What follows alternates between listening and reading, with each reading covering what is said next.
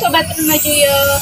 Jadi, kenalin, kami dari kelompok 6 perkembangan usia dewasa dan lanjut ingin menampilkan sebuah drama.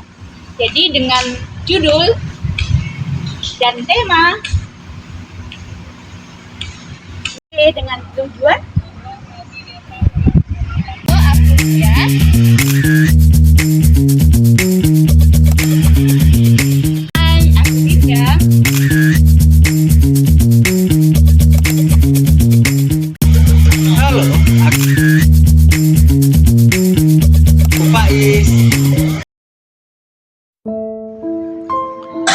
Kakek Santoso yang posisi sakit selama beberapa hari dan akhirnya meninggal.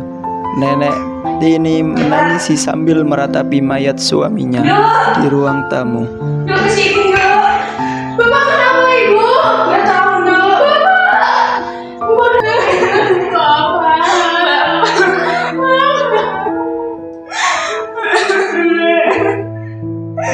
Bapak.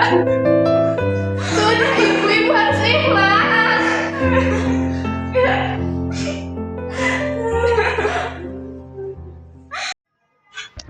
Setelah 3 hari, Nenek Tini merasa melamun, menyendiri di kamar, meratapi kepergian suaminya.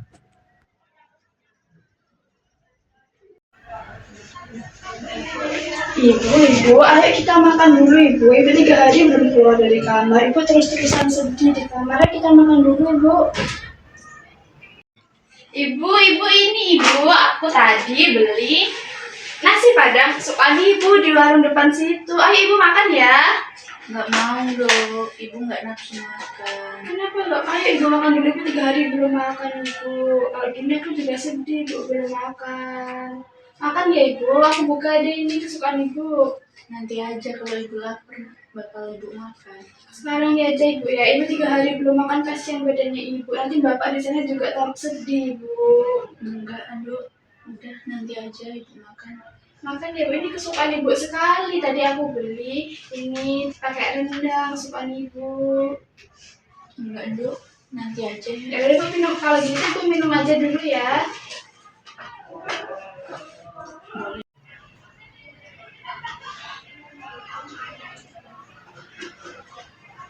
Makasih ya, Bu. Iya, terus nanti Ibu makan, aku bawa ke dapur ya. Nanti Ibu ke dapur ya kalau mau makan. Iya, kalau Ibu lapar nanti Ibu ke dapur. Ibu jangan sedih terus. Iya.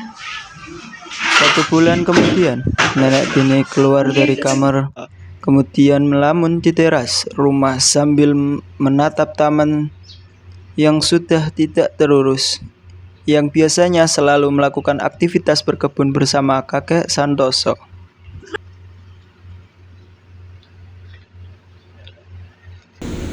Ibu dulu Ibu nanam semua tanaman ini sama Bapak ya Bu ya. Iya, indah banget ya Bu. Iya, jadi kangen Bapak Bu. Sama Bu, Ibu juga kangen Bapak. Ibu boleh cerita nggak? Cerita apa Ibu? Boleh kok. Ibu mau cerita apa? Kalau lihat tanaman bunga kayak gini, selalu aja Ibu kepikiran Bapak. Jadi kangen dan sedih kan. Gak apa-apa Ibu, tapi Ibu boleh kangen, tapi Ibu nggak boleh sedih-sedih terus, karena kita harus ikhlas Bu. Kalau kita nggak ikhlas nanti Bapak jadi juga ikut sedih di sana, Bapak jadi nggak tenang Ibu. Iya sih Bu, namanya juga. Nenek Tini memasuki kamar, kemudian mengambil sebuah foto yang terdapat dalam lemari. Setelah mengambil foto tersebut, Nenek Tini terduduk lesu sambil memandangi foto kakek Santoso.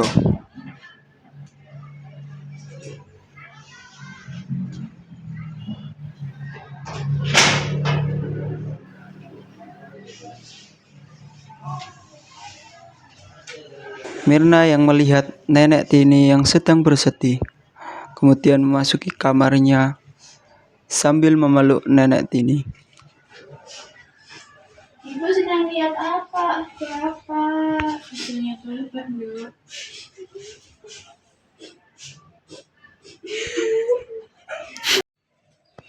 Nenek Tini dengan kesehariannya selalu melamun dan menyendiri di kamar, meratapi kepergian kakek Santoso. Karena melihat nenek Tini dengan kesehariannya selalu melamun dan menyendiri di kamar. Merasa prihatin, Mirna mencoba menawarkan sebuah benang yang digunakan untuk merajut dalam pengalihan atas kesedihannya. Akan tetapi nenek Tini tetap tidak mau. Ibu, ini ibu, aku beliin ibu benar aja buat ibu. Mau dibikin apa, Nak? Nah kan ibu kan dulu suka banget ngerajut, terus semenjak bapak meninggal ibu udah nggak pernah ngerajut lagi. Ibu sedih terus. Jadi aku beliin benang rajut ini yang warnanya baru-baru biar ibu jadi ngerajut lagi, biar ibu nggak sedih lagi. Tapi ibu nggak ada tenaga, Nak, buat ngerajut lagi. Nggak apa-apa, nanti aku temenin ngerajutnya, aku temenin ibu ngerajut deh. Nanti kita bikin tas, kita bikin taplak meja, bikin hiasan-hiasan yang lainnya ya Bu ya, biar ibu nggak sedih terus. Iya, boleh, Nak. Terima kasih ya. Iya, ibu nggak boleh sedih-sedih terus ya. Terima kasih ya, Dok. Dalam mini drama ini, kita mengaitkan dengan teori psikologi yaitu detail tahapan berduka oleh Kubler-Ross. Yang pertama yaitu penyangkalan atau denial, di mana tahap awal ini seorang menolak kenyataan dari kehilangan atau berita buruk, dan dia bersikap seolah tidak terjadi apa-apa. Yang kedua yaitu kemarahan atau anger. Ketika penyangkalan tidak lagi mungkin terjadi, emosi berupa marah akan muncul. Bisa ditunjukkan pada diri sendiri, orang lain, atau kemarahannya kepada Tuhan. Untuk yang ketiga, yang kami gunakan teori psikologi dalam tahap pembuatan video ini, yaitu tawar-menawar atau berkaitan. Tahapan mencoba membuat perjanjian atau janji dengan diri sendiri atau kekuatan yang lebih tinggi untuk mengembalikan keadaan seperti semula. Yang keempat itu ada depresi, di mana kesedihan yang mendalam dan perasaan yang terpuruk itu muncul.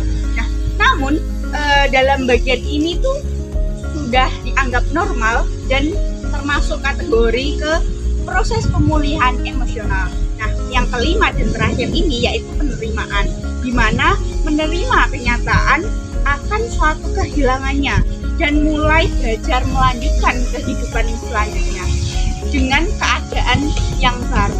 Kemudian mereka yang merasa sakit itu akan sedikit demi sedikit berkurang, dan kemudian kehidupan mereka akan terus berjalan.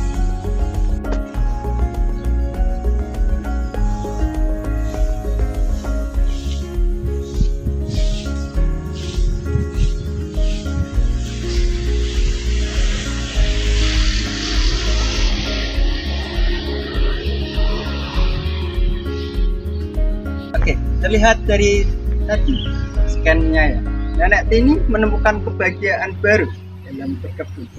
Dia selalu mengharapkan kebunnya indah dan rapi, seperti yang dia lakukan bersama suaminya. Berkebun menjadi aktivitas bermakna, membantu dia mengatasi kesepian dan kesedihan. Setiap pagi, nenek Tini pergi ke kebunnya, memandang bunga yang mekar, memandang dan menyirami tanaman-tanaman. Dia merasa damai dan tenang, seperti suaminya yang masih mendampinginya. Berkebun juga memicu interaksi sosial. Nenek Tini mulai berbicara dengan tetangga-tetangga juga berkebun, dan mereka sering bertukar tips dan saran tentang cara merawat tanaman. Kehilangan pasangan memanglah hal yang paling menyakitkan, di mana kita harus berpisah dengan hal yang sebenarnya tidak bisa kita lepas. Perpisahan bukanlah akhir dari sebuah kehidupan. Kesendirian bisa menjadi kesempatan untuk menemukan benih harapan baru, menemukan hal yang belum pernah ada, dan merawat diri sendiri dengan lebih baik. Mari kita ubah senja yang sepi menjadi senja yang penuh warna di akhir masa senja. Penyesuaian adalah proses mengingat dengan cara yang berbeda dan menemukan tujuan baru di usia yang senja ini.